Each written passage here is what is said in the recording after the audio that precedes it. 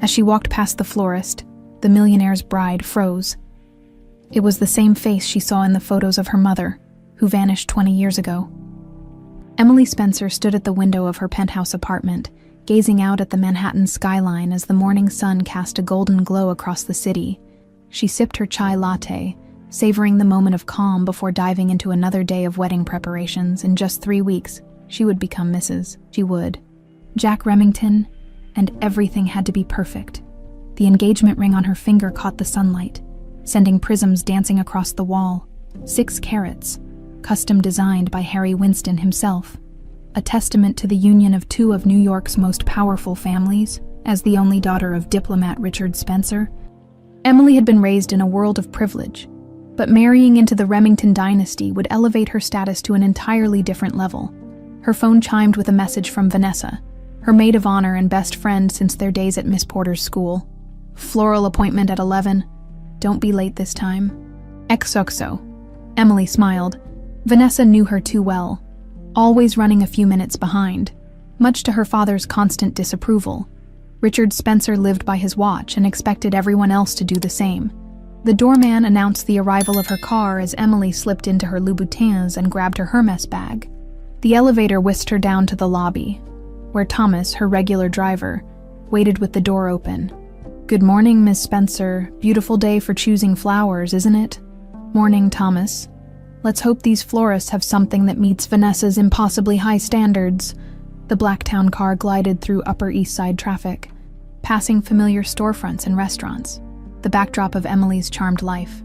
She scrolled through her wedding checklist on her phone. Venue, the plaza. Dress, custom Vera Wang. Catering, Jean-Georges. And today's task, flowers. When they arrived at the upscale florist that Vanessa had chosen, her friend was already waiting, tapping her foot impatiently. "Only 7 minutes late, you're improving," Vanessa teased, air-kissing both of Emily's cheeks. The appointment went smoothly. Peonies, garden roses, and hydrangeas in white and blush for the ceremony, more dramatic arrangements for the reception. Emily nodded at all the right moments, but her mind wandered. Was this really what she wanted? Of course it was. Everyone said she and Jack were the perfect match.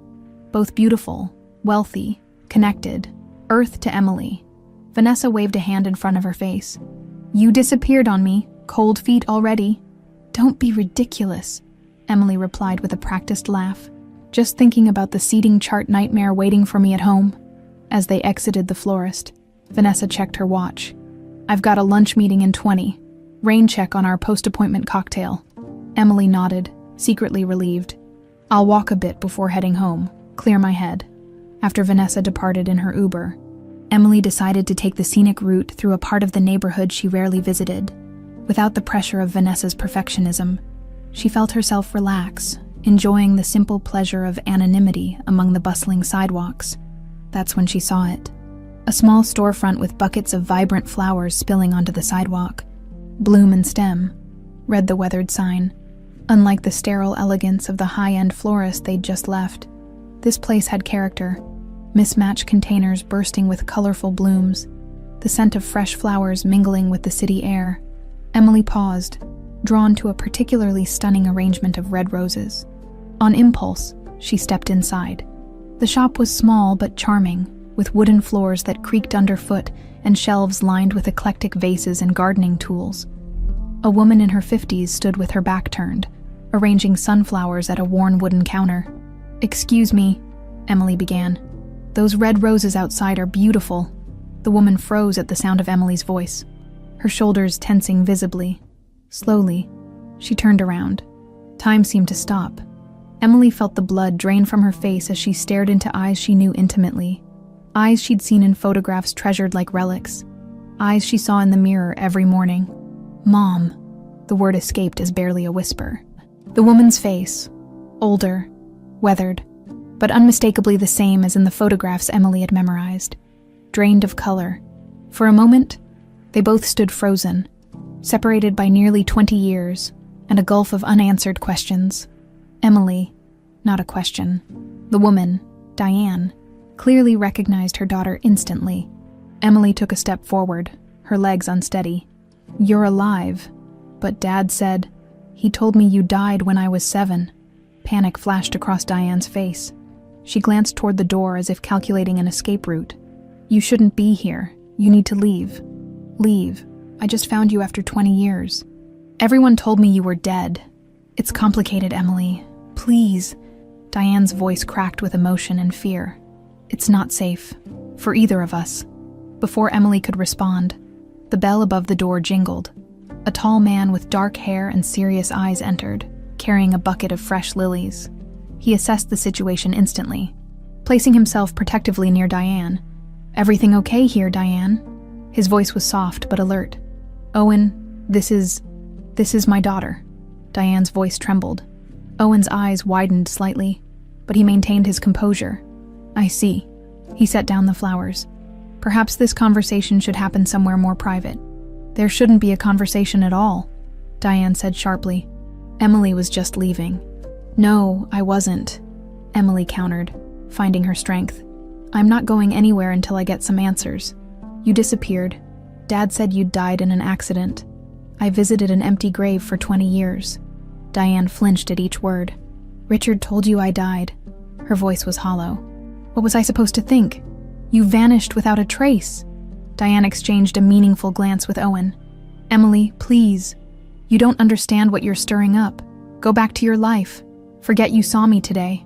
Forget. How could I possibly—" "Your father is a dangerous man, Emily," Diane cut in, her voice barely audible. "More dangerous than you could ever imagine." The words hung in the air. Impossible, and yet somehow ringing with truth.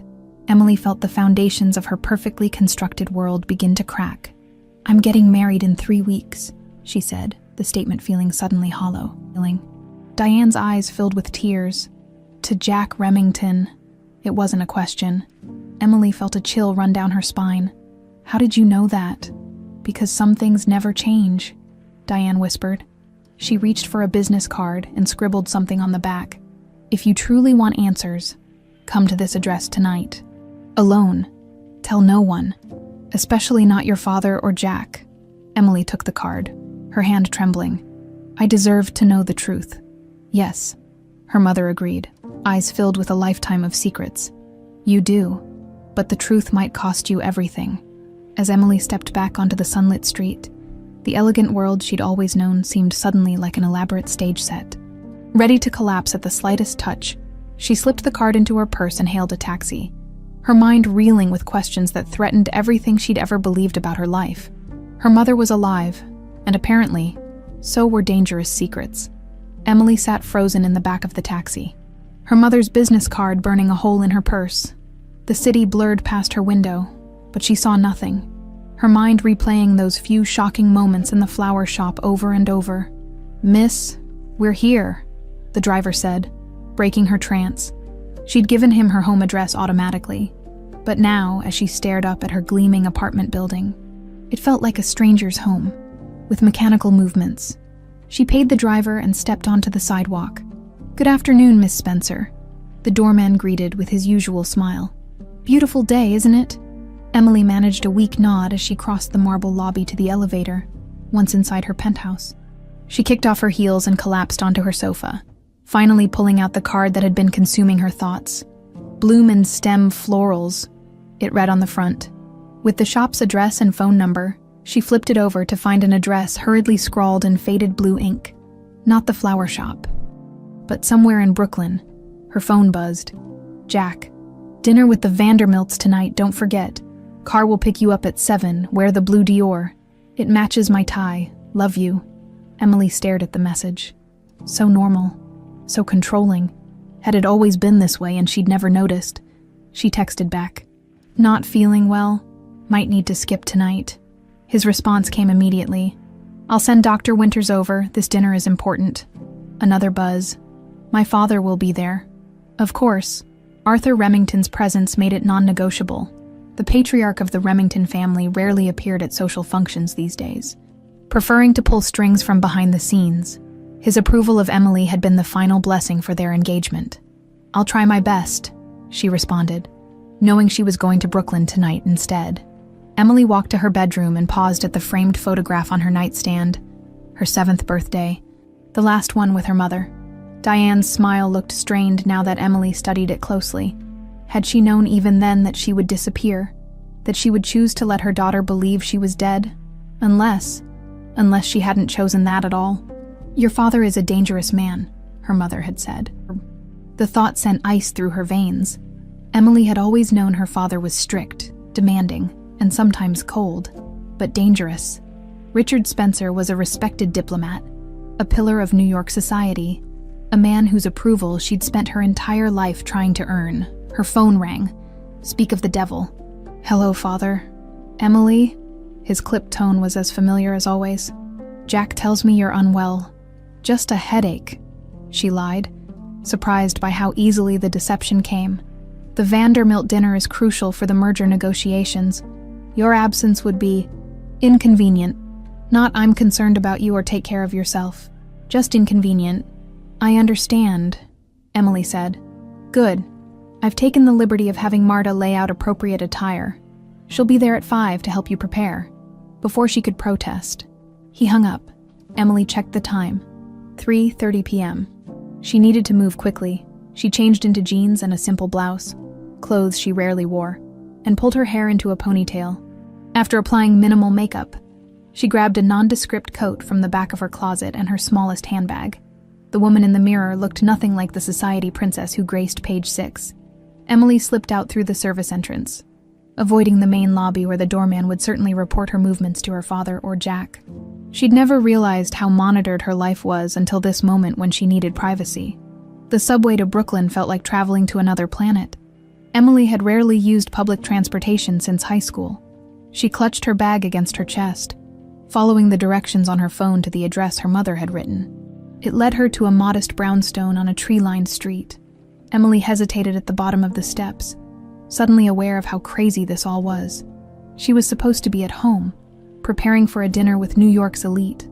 Instead, she was about to knock on a stranger's door in Brooklyn, chasing a ghost from her past. Before she could second-guess herself, the door opened. Owen, the man from the flower shop, stood in the entryway. "You came?" he said simply, stepping aside to let her in. "Where's my mother?" Emily demanded, remaining on the stoop. "Inside," and speaking quieter would be prudent. His eyes scanned the street behind her. "Please, come in." Emily stepped into a small but tidy living room. The furnishings were modest, nothing like the designer pieces that filled her own home, but everything looked comfortable and well-loved. Bookshelves lined one wall, plants filled every available surface, and the scent of brewing tea filled the air. Her mother appeared in a doorway, looking smaller than Emily remembered. She wore simple linen pants and a cotton sweater, her once dark hair now streaked with silver. The elegant socialite from Emily's childhood photos had been replaced by this unassuming woman with work-roughened hands and tired eyes. "You shouldn't have come," Diane said, but her eyes told a different story. 20 years, Emily replied, her voice catching. "You let me believe you were dead for 20 years. "I know." Diane's eyes filled with tears. "I never wanted to leave you. You have to believe that." "Then why did you?" Owen cleared his throat. "I'll give you privacy." He disappeared into another room, leaving mother and daughter facing each other across 2 decades of absence. "Your father gave me no choice," Diane said after a long silence. "He threatened to kill me, Emily, and I believed him." Emily shook her head. "That's absurd. Dad can be cold." "But he's not a murderer," Diane finished. "He wasn't always, but power corrupts, and the company he kept. Arthur Remington changed him." Emily felt her stomach drop at the mention of her future father-in-law's name. "What are you talking about?" "Please, sit down." Diane gestured to the sofa. "This isn't a simple story." Emily perched on the edge of the cushion, watching as her mother poured tea into mismatched mugs with trembling hands. "Your father's diplomatic career was a perfect cover," Diane began. "Trade missions, diplomatic immunity, connections in countries with lax banking regulations. A cover for what? Money laundering? At first, then arms dealing. Eventually, anything that would turn a profit." Diane's voice was flat, as if she'd rehearsed this explanation many times. "The Remingtons provided the business connections. Your father provided the diplomatic protection." Emily felt sick. "That's crazy. Dad works for the State Department." He serves his country. He serves himself, Emily, and the Remingtons. Diane reached for her daughter's hand, but Emily pulled away. I found out by accident financial records that didn't make sense. Meetings with people who shouldn't have been meeting with a U.S. diplomat when I confronted him. She trailed off, her hand unconsciously touching her neck. Emily noticed for the first time a faint scar partially hidden by the collar of her sweater. He did that to you. Diane nodded. He said if I ever spoke a word, if I tried to take you with me, he'd find me and finish the job, and he'd make sure you suffered too. Owen returned, placing a folder on the coffee table. Show her, Diane. Not yet, Diane protested. It's too much at once. She's marrying Jack Remington in 3 weeks, Owen said firmly. There's no time for gentle revelations. Emily looked between them. What aren't you telling me? Owen opened the folder and slid a faded photograph toward her. It showed younger versions of her father and Arthur Remington, arms around each other's shoulders, standing over what looked like a mass grave. Bogota, 1998, Owen said quietly. A village that opposed their mining operations. Everyone who lived there disappeared overnight. Emily pushed the photo away. This doesn't prove anything. It's just the beginning, Diane said sadly. Emily, the man you're about to marry is cut from the same cloth. You don't know Jack, Emily protested. But even to her own ears, the words lacked conviction. I know his father, Diane replied, and the apple never falls far from the tree. Emily returned to her apartment just before 7 p.m., her mind spinning with her mother's revelations. She'd left the brownstone with promises to be careful and to meet again. But now, as she rushed to dress for the Vanderbilt dinner, those promises felt like weights dragging her down into a world she no longer recognized. Miss Spencer, thank goodness you're back. Marta, the housekeeper her father had sent, looked frazzled. Mr. Remington has called 3 times. The car will be here in 15 minutes. I'm sorry, Marta, I lost track of time. The housekeeper efficiently steered Emily toward the bathroom. Quick shower. I've set everything out. Under the hot spray, Emily tried to gather her thoughts. The photographs her mother had shown her.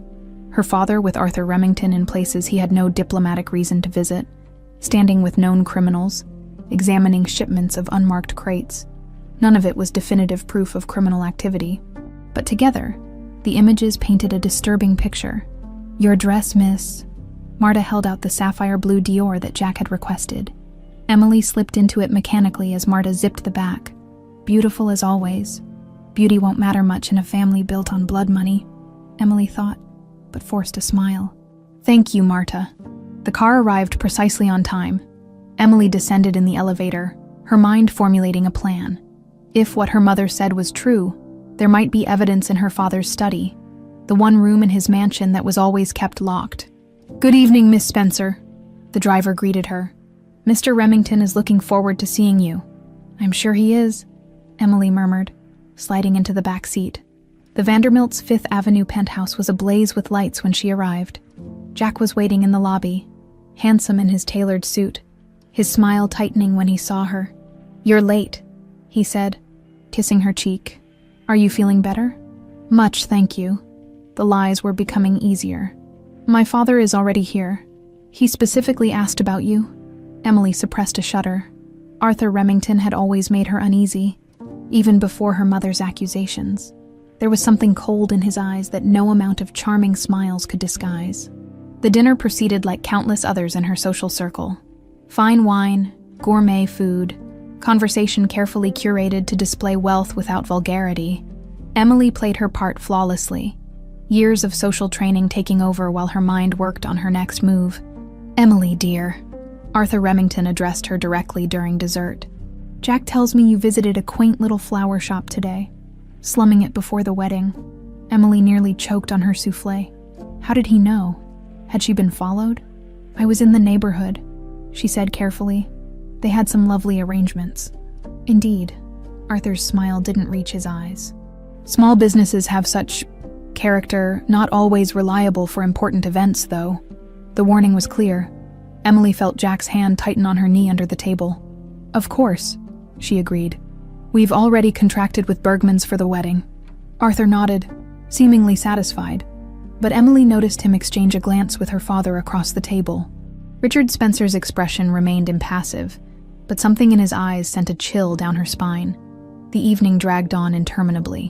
When Jack finally escorted her home, he lingered at her door. "I'll come up," he said. Not really a question. "Actually, I'm still not feeling my best," Emily lied. "Rain check." Jack's expression hardened briefly, before smoothing into concern. "Of course, rest up." He kissed her forehead. "I've had to reschedule our cake tasting to tomorrow afternoon. I'll send a car at 2. Emily nodded, hiding her irritation at his presumption. Had he always rearranged her schedule without asking? Once alone, Emily kicked off her heels and went straight to her home office. She needed to find proof, something more substantial than old photographs. She booted up her computer and began with a simple search. Richard Spencer diplomat controversy. Nothing relevant appeared.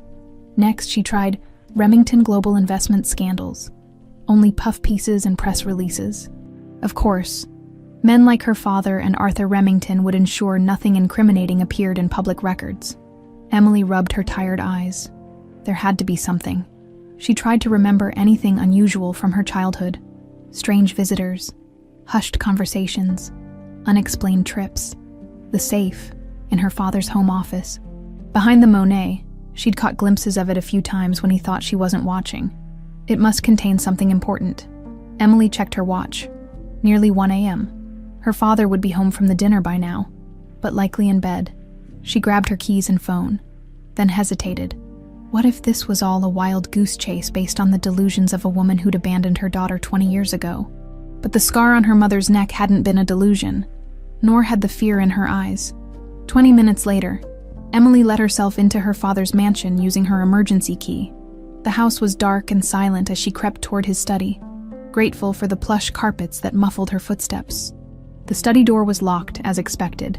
Emily reached up to the molding above the door frame, finding the spare key exactly where it had always been.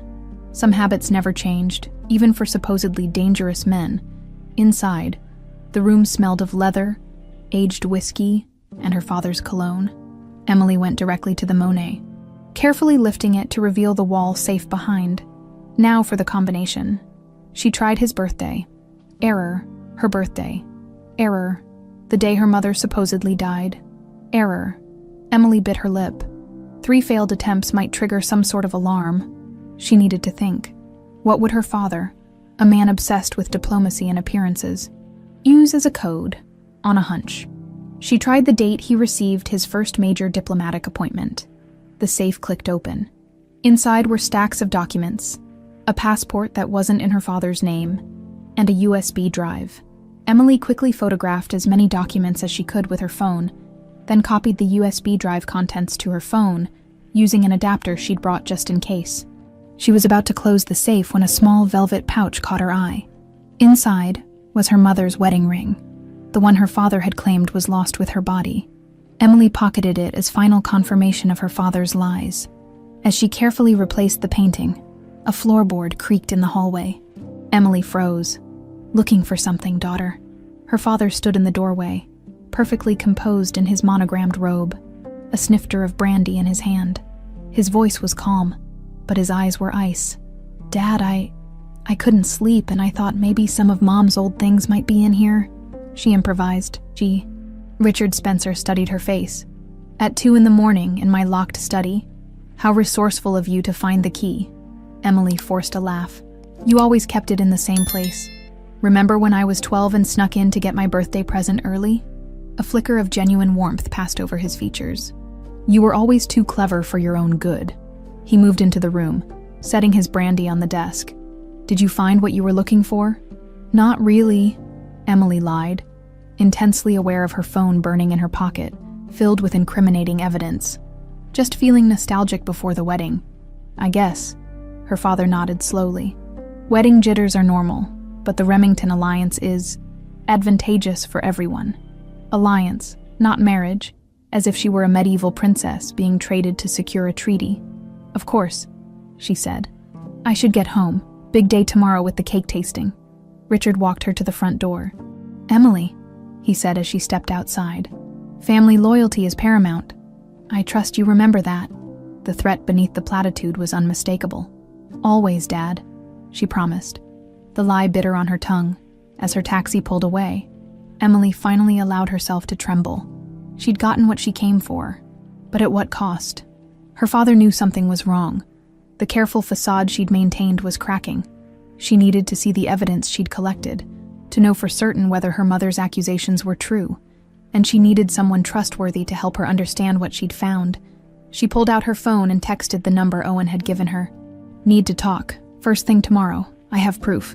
Emily woke to the sound of her phone ringing. She fumbled for it, squinting at the bright screen. 7:30 a.m.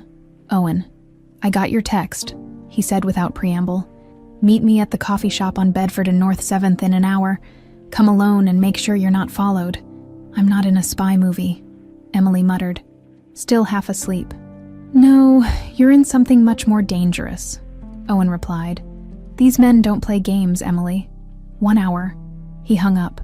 Emily dragged herself out of bed, her mind racing. The events of the previous night felt surreal in the morning light. Had she really broken into her father's safe? The data copied to her phone confirmed she had. She dressed carefully in nondescript clothes again. Jeans, a plain sweater, sneakers, and pulled a baseball cap low over her face. Before leaving, she copied the stolen data to a cloud account she'd created with a new email address. Insurance, this time. She took extra precautions. She rode the elevator down to the parking garage instead of the lobby, walked several blocks before hailing a cab, then got out early and took the subway the rest of the way to Williamsburg. It felt ridiculous, but her father's warning about family loyalty echoed in her mind. The coffee shop was busy with morning commuters. Owen sat in a corner booth, a laptop open in front of him. He looked different today. Sharper, more focused, less like a simple florist and more like someone accustomed to high-stakes situations. "You weren't followed?" he asked as she slid into the seat across from him. "I don't think so. Is that really necessary?" "Your father knew you were in that flower shop within hours," Owen reminded her. "And you're engaged to a Remington, so yes, it's necessary." Emily pulled out her phone. "I found these in my father's safe last night, along with my mother's wedding ring that he claimed was lost when she died." Owen's eyebrows rose. "You broke into his safe. That was either very brave or very foolish." "He caught me," Emily admitted, "but I think I convinced him I was just feeling sentimental before the wedding." "Let's hope so." Owen plugged her phone into his laptop and began transferring the files. "What exactly are we looking for?" "Proof that my mother was telling the truth. That my father and the Remingtons are involved in." Emily hesitated, unable to say the words. "Criminal enterprises, money laundering, arms dealing, murder," Owen supplied, his voice matter-of-fact. Emily winced. "All of it." Owen worked silently for several minutes, scanning through documents with practiced efficiency. "Most of this is in code," he said finally. "But there are patterns, shipping manifests disguised as diplomatic pouches, wire transfers to shell companies, nothing explicitly illegal, but suspicious. What about the USB drive?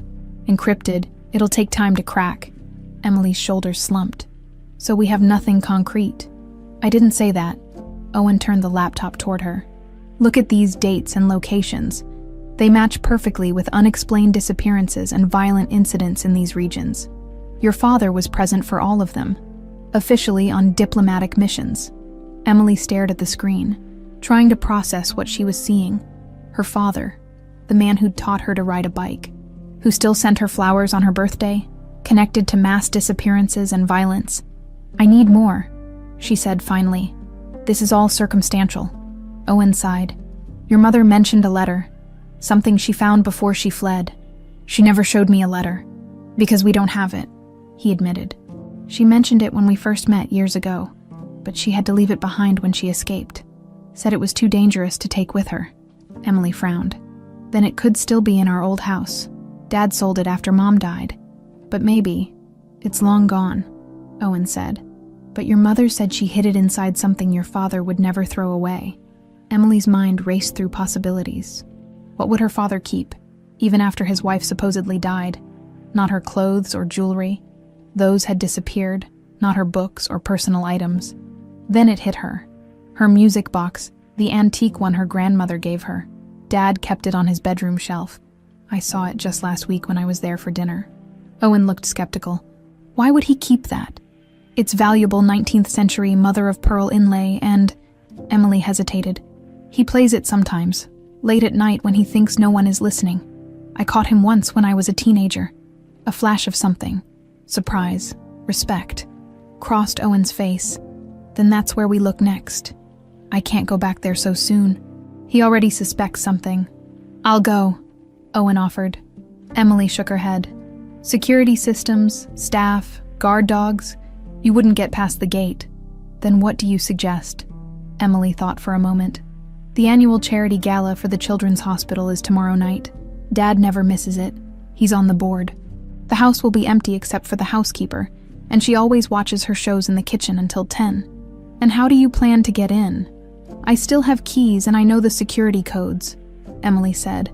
I can be in and out in 20 minutes. Owen studied her. You're nothing like I expected. What did you expect? A spoiled society princess playing detective until it got too difficult. He closed his laptop. Your mother warned me you were stubborn and resourceful. I should have listened. Emily wasn't sure if it was a compliment. Why are you helping us, Owen? What's your stake in this? His expression hardened. Let's just say the Remingtons have hurt more families than just yours. Before she could press further, her phone buzzed with a text from Jack. Car will pick you up at 1:30 for cake tasting. Wear something photogenic. Invited Vogue to document. Emily suppressed her irritation. I have to go. Cake tasting with my fiancé. The fiancé whose family may be involved in international crimes, Owen reminded her. I'm aware, Emily said dryly. But if I start canceling wedding preparations, everyone will know something's wrong. Owen nodded reluctantly. Be careful, and Emily? He hesitated. Don't eat or drink anything Arthur Remington offers you personally. Emily stared at him. You think I think he's capable of anything. Owen's eyes were deadly serious. Call me after you find the letter. The cake tasting was excruciating. Jack monitored her every reaction, insisting they choose his preferences whenever she expressed an opinion. The Vogue photographer captured it all. Their perfect relationship. Their perfect taste. Their perfect future. You seem distracted, Jack said when they were momentarily alone. Just wedding stress, Emily replied with a practiced smile. He tucked a strand of hair behind her ear, his touch possessive. Everything's under control. Father and I have handled all the important decisions, like whether I live or die if I find out too much, Emily thought, but kept her smile fixed in place. That's a relief. Later that evening, Emily sat in her apartment, finalizing her plan for the charity gala night. She'd claimed a migraine to avoid dinner with Jack, buying herself a few hours of solitude. As she was reviewing the security layout of her father's house, she noticed a small antique chest tucked away on her bookshelf, her childhood jewelry box that her mother had given her on her 7th birthday. She'd barely opened it in years, preferring her modern jewelry organizers. On impulse, Emily took it down and opened it. Inside were the expected childhood treasures: a plastic ring from a cereal box, her first pair of pearl earrings, a friendship bracelet, but something seemed off about the velvet lining. She pressed along the edges until she felt a slight give in one corner. Carefully, she pried up the lining to reveal a folded piece of paper underneath. Her hands trembled as she unfolded it. The handwriting was unmistakably her mother's. My dearest Emily, if you're reading this, something has happened to me. I've discovered terrible things about your father's work with the Remingtons, things I cannot ignore, though acknowledging them puts us both in danger. Richard is not the man I married. Money and power have corrupted him beyond recognition. The diplomatic missions, the overseas investments. They're facades for operations I can scarcely believe are real. I've confronted him, and his reaction terrified me. He's threatened my life, but worse, he's threatened to use you as leverage to keep me silent. I'm hiding evidence in the music box your great-grandmother gave me, documentation of what they've done in Colombia, in Azerbaijan, in Myanmar. People have died. Emily, many people, if I disappear, do not trust your father. Do not trust the Remingtons. Trust no one until you find the truth. I love you more than life itself. Remember that always. Mom. Emily stared at the letter, tears streaming down her face. The confirmation she'd been looking for had been waiting for her all along. Hidden by a mother desperate to protect her child, Emily's hands shook as she dialed Owen's number. The letter still clutched in her other hand. I found it. she said when he answered. "Not in the music box at my father's house. In my own jewelry box. She left it for me before she disappeared." "What does it say?" Owen's voice was tense. "Everything. She knew what they were doing. She mentioned specific countries where people died because of my father and the Remingtons." Emily took a deep breath. "She wrote this before she disappeared, Owen. She knew they might come after her. We need to meet immediately." "I'm coming to Brooklyn," Emily said, already grabbing her coat. "No, too risky after dark. Meet me at Washington Square Park by the Arch in 30 minutes. Emily hurried out, keeping her head down as she slipped past her doorman. The night was chilly, and she pulled her coat tighter as she hurried through the streets. Her mind raced with questions. Had her mother suspected that Richard would tell Emily she was dead? Had she hoped Emily would find the letter sooner? The park was nearly empty when she arrived. Just a few students from NYU hurrying through on their way elsewhere. Owen emerged from the shadows near the arch, his face grim. "Let me see it," he said without greeting. Emily handed over the letter, watching as he read it under the glow of a nearby streetlight. "This confirms what your mother has been saying for years," he said finally. "But it's still not enough to build a legal case without the documents she mentions in the music box." "Then we'll find the music box," Emily insisted. "I don't need to wait for the charity gala. I'll go tonight." Owen shook his head. "Too dangerous. Your father's already suspicious." "Then I need to find my mother. I have to talk to her again. Really talk to her." Owen hesitated, clearly torn. "Please, Owen," Emily pleaded. "I found her after 20 years, and I've barely had a chance to even process that she's alive. I need to see her." After a long moment, Owen nodded. "She's not at the brownstone. After you found her, we moved her someplace safer." "Where?" "A small apartment above a bookstore in Queens. Your father and the Remingtons don't venture to that neighborhood." He pulled out his phone and sent her an address. "Go tomorrow morning. She opens the store at 9. Emily stared at the address. "A bookstore? I thought she worked at the flower shop." "She works multiple jobs, always has. The flower shop is her passion, but the bookstore pays better." Emily felt a fresh wave of guilt while she'd been living in luxury. Her mother had been working 2 jobs to survive. "Thank you," she said quietly. Owen's expression softened slightly. "She missed you every day, Emily, even when she thought you'd hate her for leaving." "I did hate her," Emily admitted. "Or the idea of her, the mother who abandoned me. And now I don't know what to feel." As Emily turned to leave, Owen caught her arm. "Be careful. Your father might have people watching you. And tomorrow, the cake tasting, I know." "No," Owen corrected. "Tomorrow is the day the Azerbaijani energy minister arrives in New York. Your father is hosting him." Emily frowned. "How do you know my father's schedule?" "Because the last time that minister was in town, 3 environmental activists opposing his pipeline disappeared." Owen's eyes were hard. "Nothing your father and the Remingtons do is coincidental." Emily felt a chill that had nothing to do with the night air. "I'll be careful." She barely slept that night, her mother's letter replaying in her mind. At dawn, she dressed in her most nondescript clothes and took a circuitous route to Queens, constantly checking to ensure she wasn't followed. The bookstore was small but charming, with a hand-painted sign reading, "Second Chapter Books." Through the window, Emily could see shelves of used books and a small reading area with worn armchairs. And behind the counter, arranging a display, was her mother. Emily paused outside, suddenly overwhelmed. This woman, who looked both familiar and like a stranger, had given up everything to protect her, had lived in hiding for 20 years, working menial jobs, while Emily enjoyed a life of privilege funded by the very crimes her mother had fled. The bell jingled as Emily pushed open the door. Diane looked up, her expression changing from a shopkeeper's smile to shock. "Emily," she whispered, "what are you doing here?" "I found your letter," Emily said, her voice catching. "The one you hid in my jewelry box before you left." Diane's hand flew to her mouth. "You found it now, after all these years." "I didn't know to look." Emily moved closer to the counter. "Dad told me you were dead, that there had been an accident in Switzerland. He even took me to a grave." "Oh, Emily." Tears filled Diane's eyes. "I never wanted." She stopped as the bell jingled again. Composing herself as a customer entered. "Excuse me a moment." Emily waited, examining her mother more carefully in the daylight. despite the obvious signs of hardship. The crow's feet around her eyes, the work-roughened hands, the simple, inexpensive clothes. There was a dignity in the way she carried herself, a quiet strength that Emily recognized in herself. When the customer left with their purchase, Diane flipped the sign on the door to closed and locked it. "We can talk upstairs," she said, leading Emily through a back room to a narrow staircase. The apartment above the bookstore was tiny but immaculate. Books lined every available wall space, and potted plants filled the windowsills.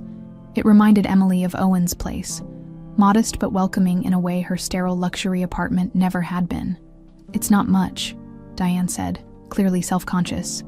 "It's lovely," Emily replied honestly. They sat at a small kitchen table, the letter between them. "I hid this the night before I left," Diane explained. "I'd already confronted your father about what I'd found, and she touched the scar on her neck again. I knew I had to run, but I couldn't bear to leave without some way of explaining to you someday. Why didn't you take me with you?" The question that had haunted Emily for 20 years finally escaped. Diane's eyes filled with tears. "He threatened to kill us both if I tried. Said he'd claim I was mentally unstable, that I'd kidnapped you with his connections. He could have made me disappear and taken you back within hours." She reached hesitantly for Emily's hand. "I thought about it every day, just grabbing you from school and running. But where would we go? How would I protect you from men with unlimited resources and no moral boundaries? So you just left me with him." Emily couldn't keep the accusation from her voice.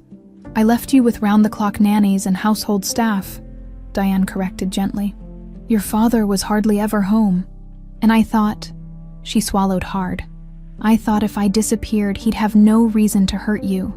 You were his pride and joy, his perfect society daughter, his pawn," Emily said bitterly. "His connection to the Remington family." Diane nodded sadly. "The engagement to Jack was probably planned before you were old enough to date." "It was," Emily confirmed. "Dad started mentioning the Remington boy when I was in high school, arranged accidental meetings at charity events, made sure we attended the same universities, and now the wedding is 3 weeks away. Less than that now," Emily said. "But it's not going to happen. Not anymore. Be careful." "Emily," Diane warned, "these men don't simply let go of their plans. If you try to break the engagement, I know the risks, but I can't marry into that family knowing what I know now. Then we need to find the documents I hid all those years ago," Diane said. "Proof that even Richard's diplomatic connections can't erase." "The music box," Emily confirmed. "I'll get it at the charity gala tomorrow night." "I should come with you," Diane offered. "I know exactly where I hid the papers." "Absolutely not," Emily said firmly. "If Dad or anyone connected to him sees you, you'll be in danger all over again. And you won't be. I'm still the obedient daughter in their eyes, the society princess preparing for her perfect wedding." Emily's lips curved into a determined smile. "They have no idea who I really am." Diane studied her daughter's face, recognition and pride dawning in her eyes. "You're so much stronger than I was. I had a good example, even if I didn't know it." Emily reached across the table and squeezed her mother's hand. "We're going to expose them, Mom. All of them. Together." As she left the bookstore an hour later, Emily felt a newfound sense of purpose. The confusion and betrayal still burned, but alongside them grew a fierce determination. She had spent 20 years mourning a mother who had sacrificed everything to protect her. She wouldn't waste another day living the life her father had designed. The charity gala couldn't come soon enough. The Remington Tower dominated the Midtown skyline. 90 stories of gleaming glass and steel topped with the distinctive R logo illuminated against the New York sky. Emily had been here countless times before. Charity events, dinner parties, the engagement announcement. But today, as she rode the private elevator to the penthouse offices, the building felt like enemy territory. "Miss Spencer," Arthur Remington's assistant greeted her when the doors opened. "Mr. Remington is expecting you." Emily forced a smile. Jack had called that morning, insisting she join them for lunch to discuss wedding details. She'd agreed, recognizing the opportunity to gather more information. Arthur Remington's office occupied the entire top floor, with floor-to-ceiling windows offering a panoramic view of the city he considered his personal kingdom. He rose from behind his massive desk as Emily entered, his smile not quite reaching his eyes. "Emily, my dear." He kissed her cheek, his touch cold, radiant as always. "Thank you for inviting me, Mr. Remington." Emily had never called him by his first name, despite his repeated insistence. Today, the formality felt like a small rebellion. "Jack will join us shortly. He's finalizing details for our Azerbaijani guests." Arthur gestured toward a seating area where lunch had been arranged. "I thought we might have a moment to ourselves." Emily's pulse quickened, remembering Owen's warning. "Don't eat or drink anything. Arthur offers personally." "How thoughtful," she said, taking a seat, "though I had a late breakfast." Arthur poured 2 glasses of wine, handing one to Emily. A toast to family. His eyes never left her face. The Spencers and Remingtons together at last. Emily raised her glass but didn't drink. An alliance generations in the making, it seems. "Indeed," Arthur's smile tightened. "Your father and I have long believed our families share certain values." "Which values are those, exactly?" Emily asked, her tone deliberately innocent. "Loyalty, discretion, understanding the necessary compromises that power requires." Emily set her untouched wine on the table. Interesting choice of words. Necessary compromises. Arthur studied her with narrowed eyes. "You've seemed distracted lately, Emily. Jack mentioned you've been absent, both physically and mentally. Wedding stress," Emily said smoothly. "So many details. Yet you've been missing appointments with the wedding planner." Arthur's voice hardened. "Visiting parts of the city where a woman of your standing has no business." So she had been followed. Emily kept her expression neutral.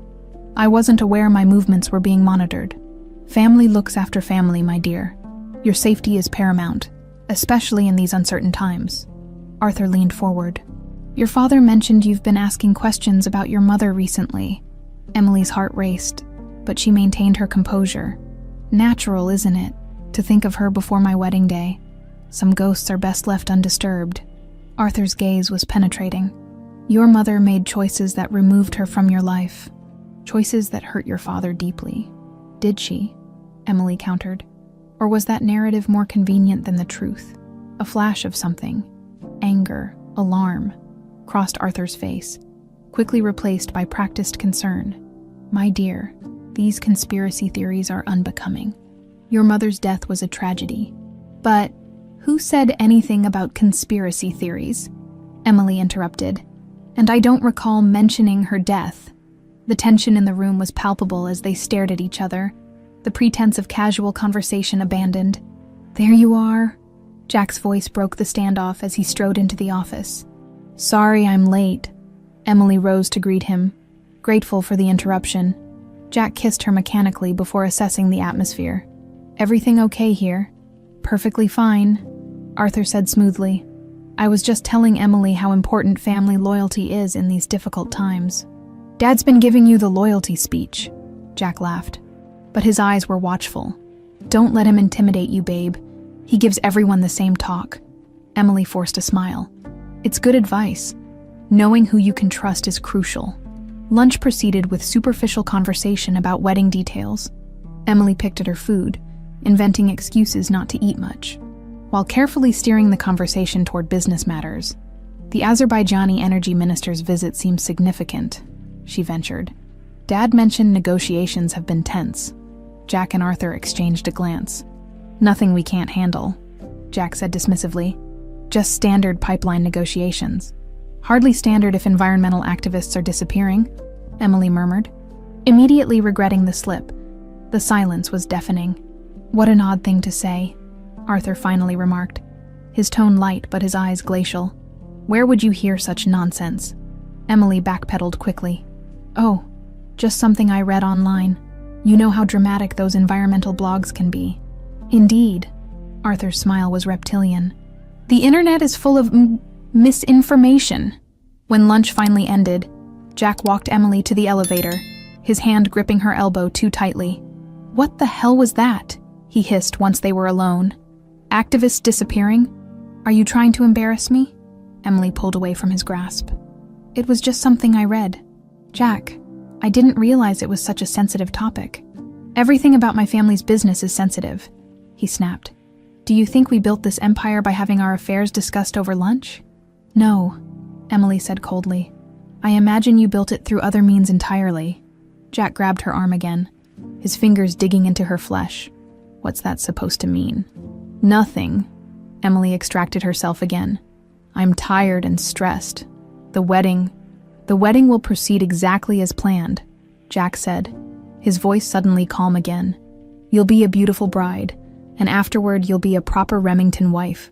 Supportive, discreet, and above all, loyal. The elevator doors opened, and Emily stepped inside, fighting to keep her expression neutral. Of course, as the doors closed, she caught a final glimpse of Jack's face, handsome, familiar, and completely untrustworthy. How had she never seen it before? Instead of going home, Emily directed her driver to a small park several blocks away. Once alone on a bench, she called Owen. It's worse than we thought, she said without preamble. They know I've been asking questions. They've been following me. Are you safe? Owen's concern was evident even through the phone. For now, they're suspicious, but still believe they control me. Emily took a deep breath. Jack practically threatened me, said the wedding would proceed exactly as planned. We need to move faster, Owen decided. The charity gala is tonight. Yes, but I don't think I can wait until Dad leaves. He might have someone watching the house. Then we need a distraction. Owen was silent for a moment. I think it's time you met some of my associates. Associates. People who've been gathering evidence against the Remingtons for years. People whose families have been hurt by them. Emily hesitated. Can they be trusted? More than the man you're supposed to marry in 2 weeks. 2 hours later, Emily found herself in a small, nondescript office in the financial district.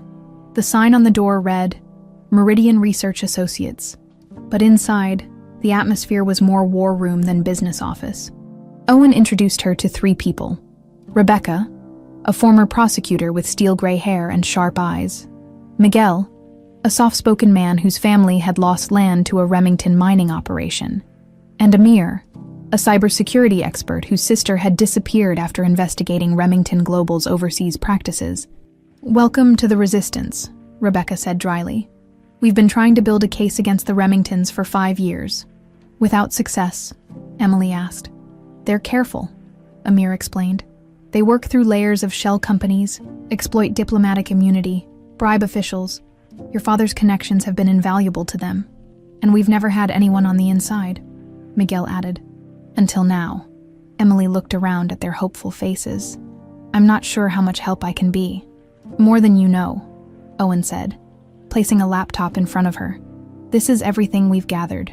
Bank transfers, witness testimonies, property records, all circumstantial, all inadmissible in court. But with the documents your mother hid, Rebecca continued, we might finally have enough for the Justice Department to take action, or at least enough to expose them publicly, Amir added. Sometimes public opinion is more powerful than the courts. Emily scrolled through the files, recognizing names and dates that matched what she'd found in her father's safe. You've been busy. We all have personal reasons to see the Remingtons brought down, Miguel said quietly. Emily looked up, meeting each of their gazes. So do I, she said finally. Tonight, I'll get those documents from the music box, but we'll need more than that to stop the wedding and expose everything. We have a plan, Rebecca assured her. But first, we need that evidence. As Emily left the meeting, she felt both terrified and strangely liberated. For the first time in her life, she wasn't playing by her father's rules or fulfilling the role assigned to her by society. She was choosing her own path, fighting for justice alongside people who had lost everything to the Remingtons' greed. Tonight, at the charity gala, she would take the first real step toward dismantling the corrupt empire that had claimed her mother's life and nearly claimed her own. Emily stood before her closet, carefully selecting her outfit for the charity gala.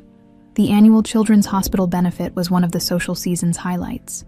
A sea of designer gowns, million-dollar jewelry, and checkbooks opened wide for photo opportunities. In previous years, Emily had spent weeks choosing the perfect dress, but tonight, her concerns were far more practical. She selected a sleek black Givenchy with hidden pockets inside the structured bodice, pockets where she could conceal whatever documents she found in her mother's music box. Her phone buzzed with a text from Jack. "Car will pick you up at 7. Father says wear the diamond set he gave you for our engagement." Emily grimaced. The Remington diamonds, a necklace, earrings, and bracelet worth millions, felt like shackles now, but refusing would raise suspicions she couldn't afford tonight. "Of course, see you there," she replied, hating how easily the lies came now. As she prepared, Emily reviewed the plan she'd developed with Owen and his team. The charity gala would be at the Metropolitan Museum, drawing New York's elite away from their homes for the evening, while her father schmoozed with potential donors. Emily would slip away, claiming a headache, and head to his house, with 20 minutes to find the music box and extract the documents. She'd be back at her apartment before anyone realized she'd gone home instead of to the gala. Simple, clean, and with minimal risk, assuming no one was watching the house. Her intercom buzzed. "Miss Spencer, Mr. Remington's car is here." "Coming," Emily called, fastening the heavy diamond necklace around her throat. The weight of it felt symbolic. Downstairs, she was surprised to find not just a driver, but Jack himself waiting in the town car. "You're early," she said, sliding in beside him. "Thought I'd escort you personally." Jack's smile didn't reach his eyes. "You've been so independent lately?" Emily leaned over to kiss his cheek, maintaining the facade. "Just wedding stress. Tonight will be a nice distraction." Jack didn't respond immediately, studying her face with an intensity that made her uncomfortable. "You know I love you, Emily," he said finally. "Whatever happens, remember that." Something in his tone sent a chill down her spine. "Of course, is everything okay?" "Perfect," his smile returned, artificial and cold. "Father is looking forward to seeing you. He has an announcement to make tonight." "Oh, what kind of announcement?" "You'll see." The rest of the drive passed in tense silence. Emily's mind raced. An announcement? Had they somehow discovered her investigations? Was this a trap? As they pulled up to the Met, Jack took her hand. "Stay close tonight, okay? No disappearing." Emily's heart sank. So much for her clean escape plan. Of course, the museum's grand staircase was lined with photographers capturing the arrivals of New York's wealthiest and most powerful.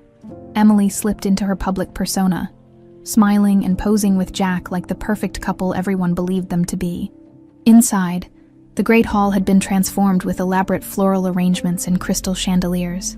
Emily spotted her father immediately, deep in conversation with the mayor and Arthur Remington. "There they are." Jack steered her toward them, his hand firmly on her lower back. Richard Spencer looked up as they approached, his smile tightening when he saw his daughter. Emily, stunning as always. "She does the Remington diamonds justice," Arthur added, his gaze lingering on the necklace. "A perfect fit, wouldn't you say, Richard?" "Indeed," her father agreed. Emily has always understood the importance of family legacy. The subtext was clear. Emily forced her smile wider. "How could I not, with such devoted guidance?" Arthur chuckled. "Sharp as a tack, this one, Jack. Take your fiancé for a drink. Richard and I have some business to discuss." As Jack led her away, Emily caught sight of Owen near the bar, wearing a server's uniform and carrying a tray of champagne flutes. Their eyes met briefly before she looked away, careful not to give any sign of recognition. "Champagne?" Jack asked, plucking 2 glasses from a passing tray. "Not Owen's." "Thank you." Emily accepted the glass, but didn't drink. Jack noticed. "Not to your taste." "Just pacing myself," she demurred. "Long night ahead." "Indeed it is." He sipped his champagne, watching her over the rim of his glass. "Father's announcement will be at 9. Don't wander off before then." Emily's stomach knotted. Whatever Arthur Remington planned to announce, it couldn't be good for her. She needed a new plan, and fast. "I should say hello to the Ashfords," she said, nodding toward an elderly couple across the room. "They're major donors to the hospital. I'll come with you." "Jack?" Emily placed a hand on his arm, adopting the petulant tone she knew he responded to. "Are you going to shadow me all night? People will think we're having problems." His jaw tightened. But social appearances were paramount to the Remingtons. "Fine, but stay in the main hall." As soon as Jack was distracted by a business associate, Emily made her way toward the bar, careful to appear casual. Owen approached with his tray. "Champagne, miss," he offered loudly, then whispered, "They know something." We need to move now. Emily took a glass, murmuring back, I can't. Jack won't let me out of his sight. Plan B, then. Owen's expression was grim. Rebecca is outside in a catering van. We'll create a distraction at 8:45. Fire alarm in the chaos. Get to the east exit. She'll be waiting. What about the music box? No time. Remington's announcement at 9. We think he's going to announce moving the wedding up. Once you're his wife, you'll be trapped. Emily's blood ran cold. How do you know?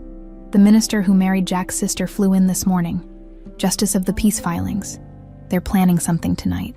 Emily, before she could respond, she felt a hand on her shoulder. There you are, Jack said smoothly. The Ashfords are waiting to greet you.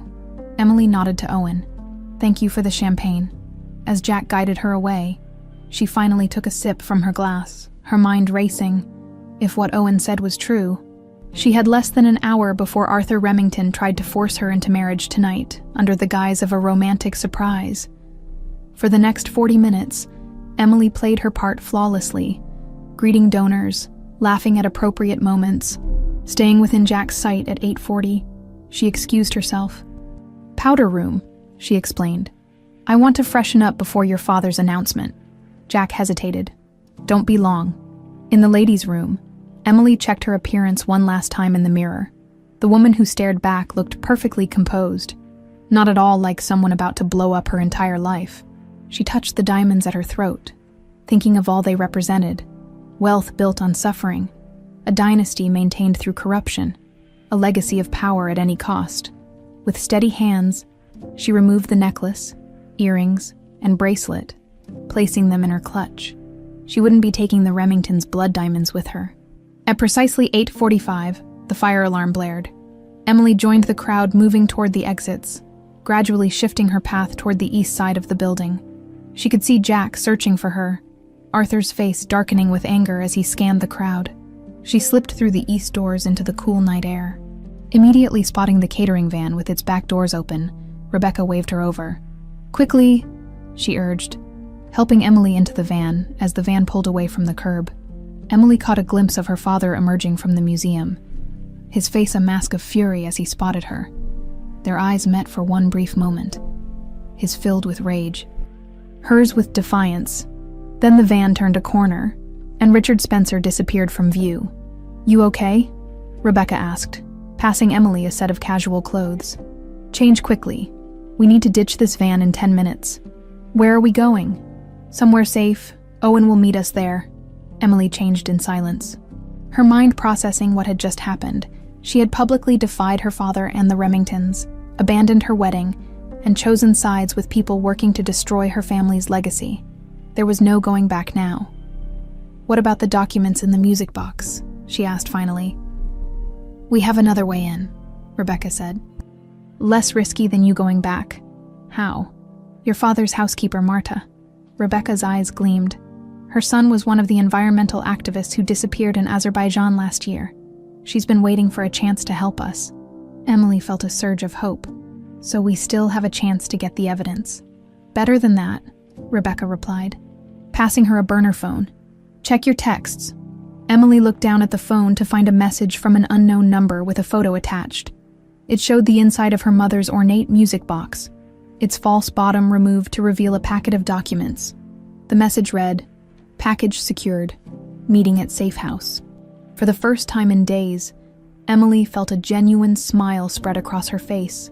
They had a fighting chance now, not just to stop her wedding, but to bring down the corrupt empire her father and the Remingtons had built. As the van navigated through Manhattan's busy streets, Emily Spencer, society princess, obedient daughter, perfect fiancée, disappeared. In her place emerged someone new, a fighter, a truth seeker, a woman determined to right decades of wrongs, no matter the personal cost. The music box had yielded its secrets at last. The safe house was a modest apartment above a laundromat in Queens. Far from the Upper East Side world Emily had left behind, the windows were covered with blackout curtains, and the furniture was sparse but functional. Emily sat at a scratched kitchen table, surrounded by documents spread out before her. These are worse than I imagined, she said softly, examining a stack of photos showing her father and Arthur Remington meeting with known arms dealers in various locations around the world. Diane, who had been waiting at the safe house when they arrived, placed a comforting hand on her daughter's shoulder. "I only saw a fraction of this before I ran. The rest must have been added over the years." Owen and Rebecca were methodically organizing the documents into categories: financial records showing money laundering through diplomatic channels, photographs documenting meetings with criminal organizations, and most damning of all, internal memos discussing the removal of obstacles, a euphemism for the disappearances and deaths that had followed the Remington-Spencer business dealings. "This is enough to destroy them," Rebecca said, her voice tight with restrained emotion. "Diplomatic immunity won't protect Richard from this level of evidence." Emily lifted a memo with her father's distinctive signature authorizing a cleanup operation in Azerbaijan that coincided with the disappearance of 3 environmental activists, the same activists Marta's son had been working with. "Where is Marta now?" she asked. "Safe," Owen assured her. "We moved her to a location even we don't know. Better that way." Emily nodded, understanding the precaution. By now, her father and the Remingtons would be hunting for everyone connected to her. Her burner phone buzzed with a text from Amir. "Your face is all over the news. Heiress abandons gala, wedding in question. Remington making public statement tomorrow." "They're trying to control the narrative," Rebecca observed, reading over Emily's shoulder. "Classic damage control. They'll say you got cold feet, that you're emotionally unstable." "Let them," Emily said with newfound resolve. "Their lies won't matter once we release these documents." "About that," Owen interjected, his expression serious. "We need to discuss timing. The wedding is still officially on, less than 36 hours from now." "I'm not going through with it," Emily stated firmly. "Of course not." Diane squeezed her daughter's hand. "But the wedding gives us an opportunity we can't waste." Emily looked questioningly at her mother. "Think about it," Rebecca explained. "All the key players in one room. Your father, Arthur, and Jack Remington, their business associates, the press covering New York's wedding of the year. The perfect audience for the truth," Owen finished. Emily considered this. "You want me to show up at my own wedding and expose them publicly?" "It would be damning," Rebecca acknowledged. "The evidence released simultaneously to law enforcement and the media, while you make your stand at the altar. It's too dangerous," Diane protested. "They'll never let her get close enough now." "They will if they think she's returning to the fold," Owen countered. "Richard and the Remingtons care about appearances above all else.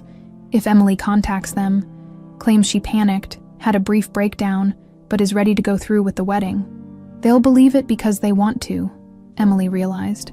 "The alternative would be a public scandal." "Exactly," Rebecca nodded. "They need this marriage to solidify their alliance. They'll welcome you back with open arms, publicly at least." "And privately?" Emily asked, though she already knew the answer. "They'll watch you like hawks, and probably plan to deal with you after the wedding," Owen said bluntly. "Which is why we need to get this right the first time." Emily stood up and paced the small apartment, weighing the risks. "I'd need to go back to my apartment tomorrow, act like the dutiful daughter and fiancé right up until the ceremony. We'll have people watching you every second," Rebecca promised, "and contingency plans in place." "What about my mother?" Emily glanced at Diane. "They can't know she's involved." "I'll be there," Diane said firmly. "In the church." "Absolutely not," Emily and Owen said simultaneously. "If they see you," Emily began. "I'll be in disguise," Diane insisted. "But I won't let you face them alone. Not again." The determination in her mother's eyes silenced Emily's protests. After 20 years of separation, there would be no more keeping apart. "Fine, but you stay in the background until the moment we need you," Emily conceded. "And you'll have protection." Rebecca cleared her throat. "There's one more thing we need to discuss. When this goes public, your life as you knew it will be over. The Spencer name will be synonymous with international crime. Are you prepared for that?" Emily looked around the room at these people who had become her unlikely allies. Her long-lost mother, Owen, whose connection to this ran deeper than he'd yet revealed. Rebecca, whose crusade for justice had consumed years of her life. "The Spencer name was tainted long before I knew it," Emily said quietly. "I'd rather be known as the woman who exposed the truth than the one who married into more corruption to protect her privilege." Owen nodded approvingly. "Then let's finalize the plan." For the next few hours, They meticulously mapped out every detail. When Emily would contact her father, what she would say, how the evidence would be distributed, and most importantly, the exact moment when everything would be revealed at the church. Just after midnight, Emily stepped away from the group to call her father on the burner phone. They had carefully crafted a story. She had panicked, felt overwhelmed by wedding pressures, needed space to think. Now she realized her mistake and wanted to come home. The phone rang 3 times before Richard answered, his voice icy. "Who is this?" "It's me, Dad." Emily made her voice small, contrite, the tone she'd used since childhood when seeking his forgiveness. A long silence followed. "Emily," he finally said, "I assume you have an explanation for tonight's episode." "I'm sorry," she whispered. "I got scared. Everything was happening so fast. The wedding, Jack's family. I just needed to breathe." "Where are you?" His tone was measured, revealing nothing. "At a hotel. I made a mistake." "Dad, I want to come home. I want the wedding to go forward as planned." Another silence, longer this time. Emily could almost hear him calculating, weighing the risks and rewards of believing her. "Your behavior has been disappointing," he said finally. Arthur was prepared to announce an earlier wedding date. "Your disappearance embarrassed us all." "I know, and I'm truly sorry. Please, Dad. I'll make it up to everyone." Emily infused her voice with the perfect mixture of regret and hope. "Come home in the morning," he decided. "We'll discuss how to manage this situation." "Thank you, Dad. I'll be there early." After hanging up, Emily released a shaky breath. "He's suspicious, but he's giving me a chance to explain in person." "He has to," Rebecca said. "The alternative would raise too many questions." "What about Jack?" Owen asked. "You'll need to convince him too." "Jack will follow his father's lead," Emily said with certainty. "He always has." As the night deepened, the others eventually dozed off in various corners of the apartment. Emily found herself alone with Owen at the kitchen table, the evidence still spread before them. "You never told me your connection to all this," she said quietly. Owen stared at the documents for a long moment before answering. "My grandfather, Robert Warren, was Arthur Remington's original business partner when he threatened to expose some of their early illegal activities. He had a sudden heart attack while swimming. His voice was emotionless, reciting facts rather than the personal tragedy it was. All his shares in the company mysteriously transferred to Arthur just before his death. My father spent his life trying to prove it was murder, until he too had an accident." Emily reached across the table and took his hand. "I'm sorry. I was 19 when Dad died. I spent the next decade building this network, gathering evidence, waiting for a chance to bring them down." He looked up at her. "Finding your mother working at that flower shop 10 years ago was the first real break we had. Is that why you helped her? To use her against my father?" "Initially, yes," Owen admitted.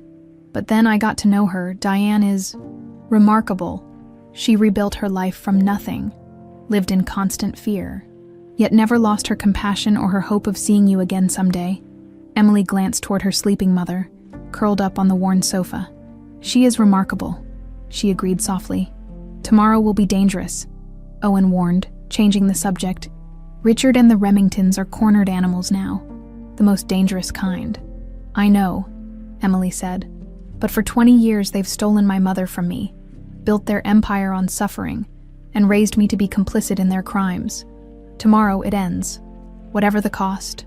As dawn broke, Emily stood at the window, watching the neighborhood come to life. In 24 hours, she would be walking down the aisle toward Jack Remington, but instead of saying "I do," she would be delivering a very different message, one that would shatter the foundations of the world she'd been raised in. The decision had been made. There was no turning back. St. Patrick's Cathedral stood majestic against the clear blue sky, its neo-Gothic spires reaching toward heaven as if seeking divine approval for the ceremony about to take place within. Outside, police barricades held back curious onlookers and paparazzi, all eager for a glimpse of New York's wedding of the year. Inside her dressing room in the cathedral's private quarters, Emily sat motionless as a team of stylists applied the finishing touches to her appearance. The Vera Wang gown, a confection of silk, lace, and subtle crystal embellishments, had been delivered at dawn, along with a handwritten note from Jack that read simply, "See you at the altar. You look stunning, Miss Spencer." the head stylist gushed, adjusting the cathedral-length veil. Absolutely perfect. Emily met her own eyes in the mirror.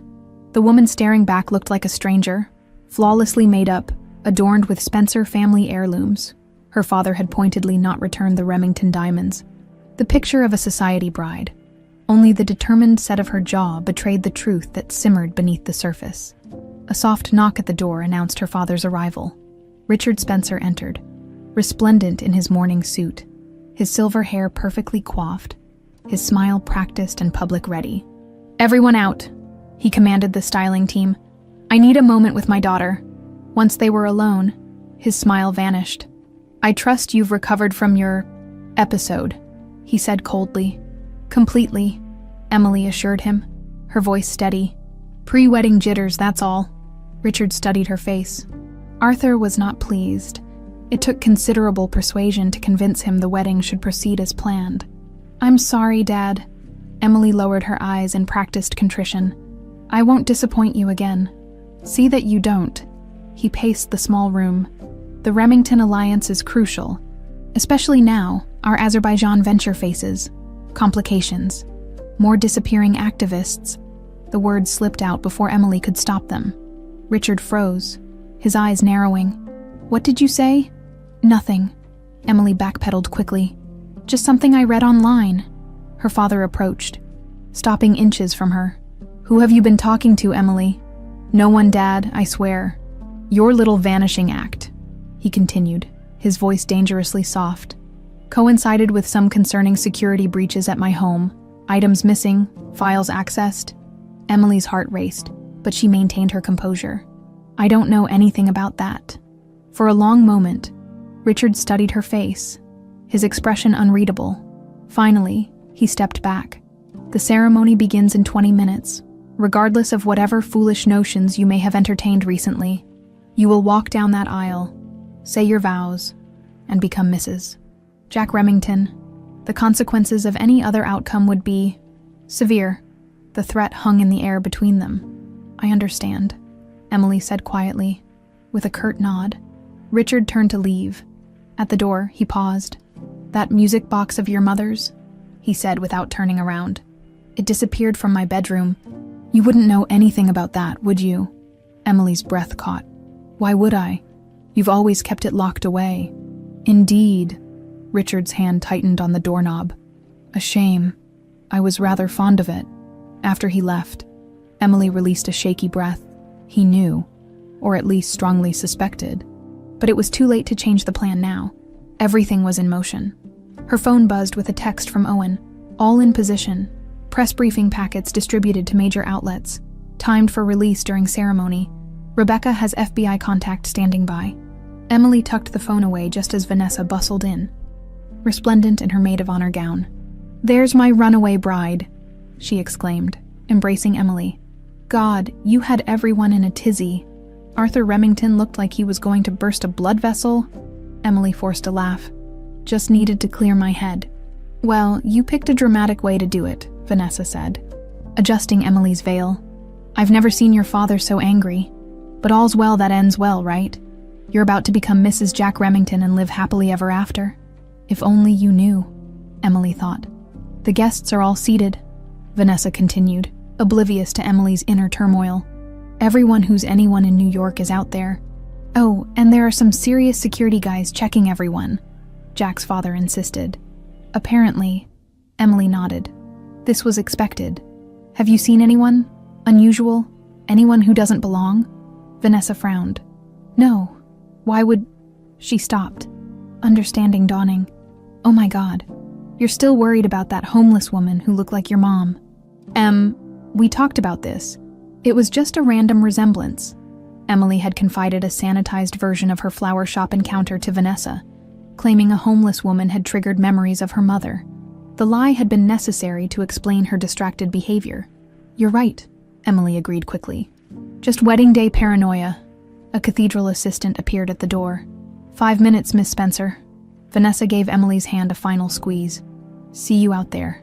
Deep breaths. Alone again, Emily closed her eyes, centering herself for what was to come.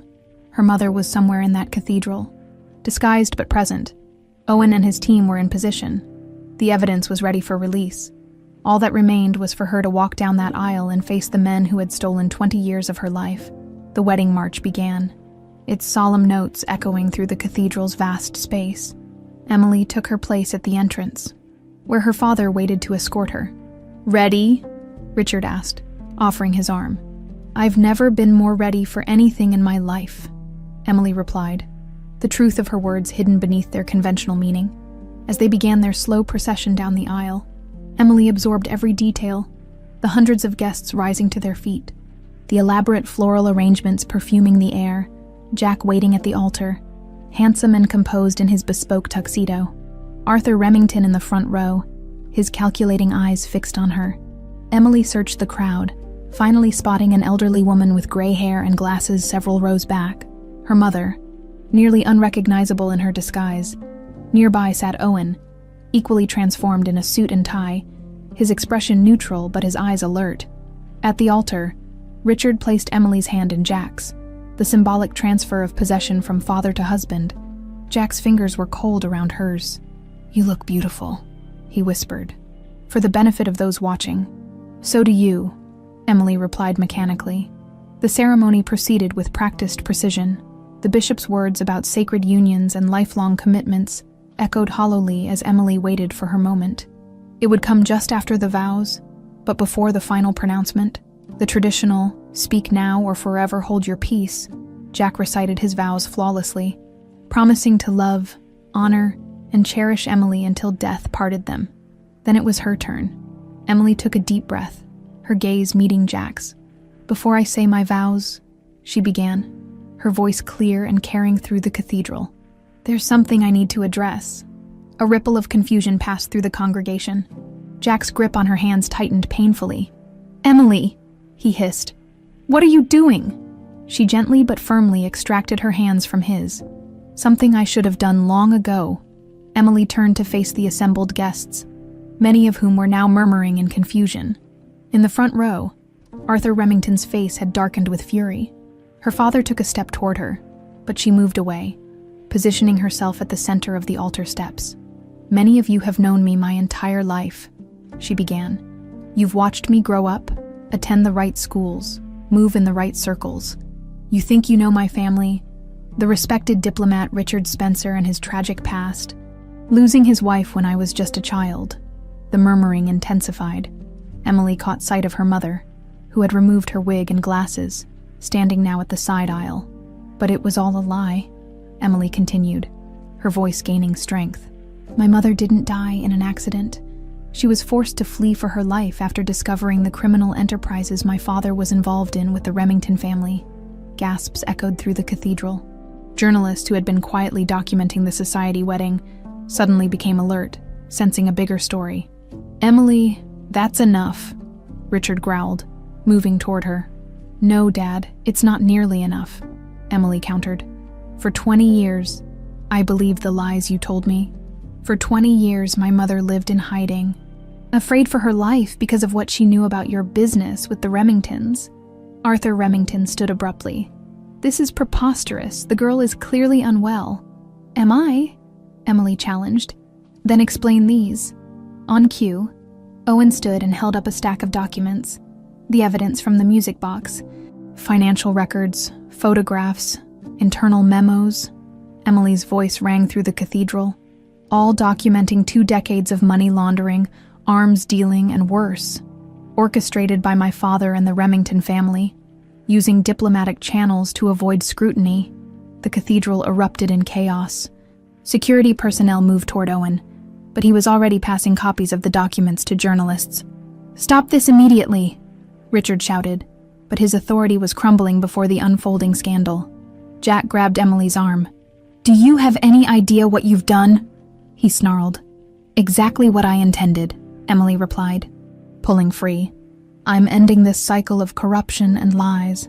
As security closed in, Diane stepped forward into the center aisle. "My name is Diane Spencer," she announced, her voice cutting through the tumult. 20 years ago, my husband threatened to kill me when I discovered his criminal activities. Today, I stand with my daughter to expose the truth. The chaos doubled as guests recognized the woman long believed dead. Cameras flashed. Journalists rushed forward with questions. The brownstone in Brooklyn Heights hummed with quiet activity as the morning sun filtered through tall windows. In what had once been a formal dining room, a long table was now covered with laptops, file folders, and coffee mugs, the makeshift headquarters of the Roses of Dawn Foundation. Emily stood at the window, watching early spring buds swell on the trees lining the quiet street. 6 months had transformed her life beyond recognition. Gone were the designer clothes and society events. Replaced by purposeful work and genuine relationships, the path hadn't been easy, but for the first time in her life, she felt truly free. "The Times interview is confirmed for Tuesday," Diane said, entering the room with 2 steaming mugs of tea. She handed one to Emily. "They want to focus on the Foundation's work with the families affected by the Azerbaijani pipeline project." Emily nodded, accepting the tea gratefully. "Good. We need to keep the spotlight on the victims, not on our family drama." The family drama, as Emily minimally called it, had exploded into one of the biggest scandals in New York history. The evidence revealed at the aborted wedding had triggered investigations across multiple federal agencies. Richard Spencer was currently awaiting trial, his diplomatic immunity stripped after the extent of his crimes became clear. Arthur Remington had suffered a stroke 2 days after his arrest and was now in a secure medical facility, conscious but severely impaired. And Jack, calculating duplicitous Jack, had nearly escaped justice. Hours after the wedding chaos, as federal agents closed in on Remington Tower, Jack had attempted to flee the country on a private jet from JFK. An alert customs agent, already briefed on the unfolding scandal, had recognized him despite his disguise and false passport. His trial was scheduled to begin next month. "Have you seen this morning's update?" Diane asked, gesturing toward a tablet on the table. Emily picked it up to find a news alert. "Former Remington global executive agrees to testify against Remington family in exchange for reduced sentence." "Another one turns," Emily remarked. "The house of cards keeps falling."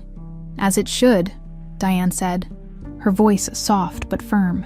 20 years was too long for these crimes to go unpunished. The doorbell rang, echoing through the brownstone. Diane went to answer it while Emily continued reviewing the morning's correspondence. Letters from women around the world sharing stories of loved ones who had disappeared after crossing powerful interests. The Roses of Dawn Foundation had been established with a clear mission: to support families of the disappeared and to advocate for accountability from corporations and governments involved in human rights abuses. Emily had funded it initially with her trust fund, money she had accessed before her accounts were frozen in the investigation. Ironically, the wealth her father had accumulated was now being used to undo the damage he had caused. "Delivery for you," Diane announced, returning with a small package. Emily accepted it cautiously. Their new address wasn't widely known for security reasons. The return address showed only bloom and stem florals.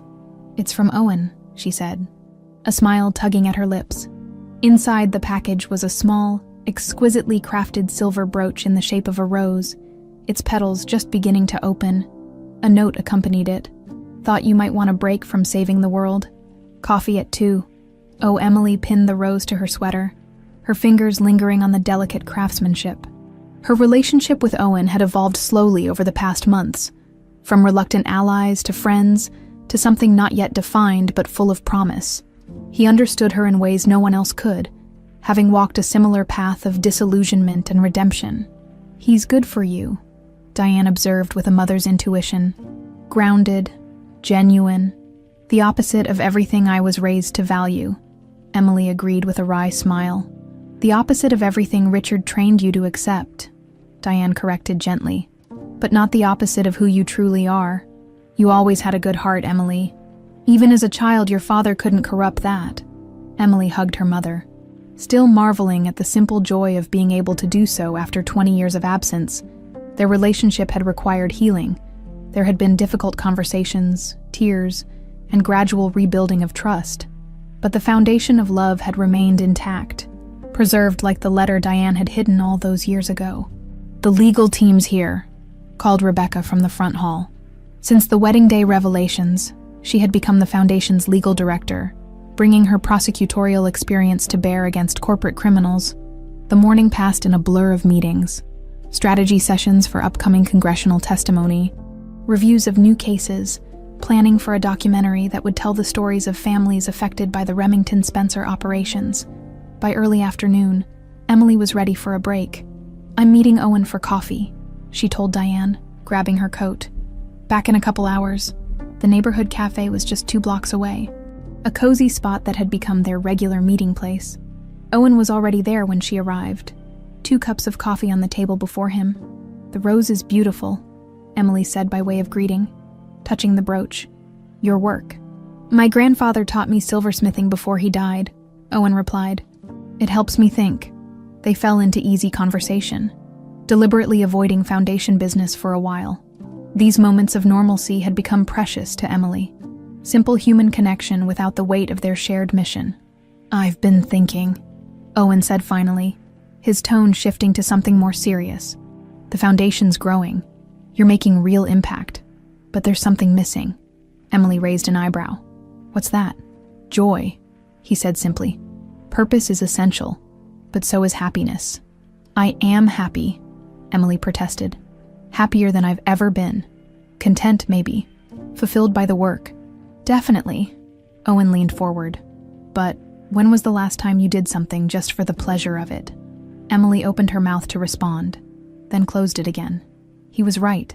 Since the wedding day revelations, her life had been consumed by responsibility, testifying against her father, establishing the foundation, supporting victims, necessary work, but leaving little room for simply living.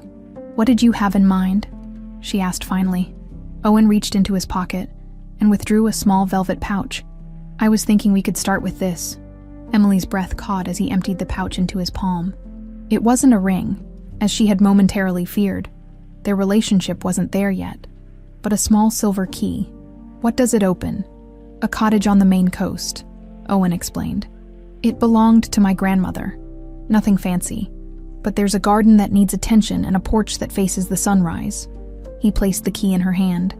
"I thought maybe this weekend, you and Diane might want to get away. Plant some actual roses. Remember that life isn't only about fighting the battles." Emily closed her fingers around the key, surprised to find tears pricking at her eyes. "I'd like that," she said softly. "We both would," as they walked back toward the brownstone.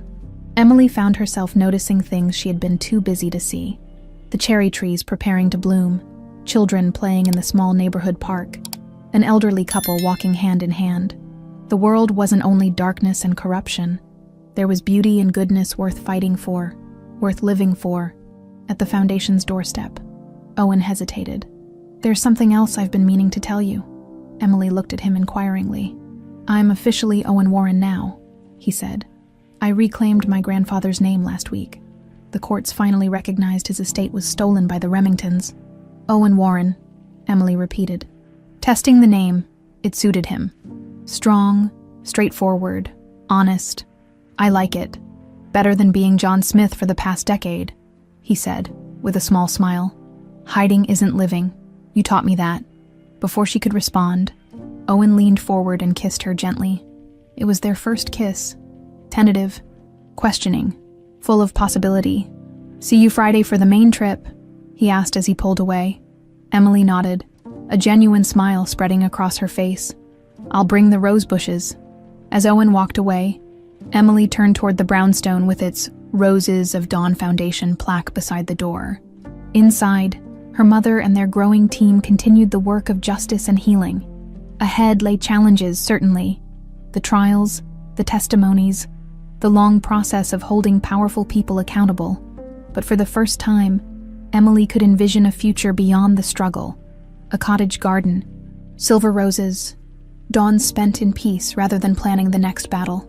The pain of the past had indeed flowered into justice, and, unexpectedly, into love and the promise of new beginnings.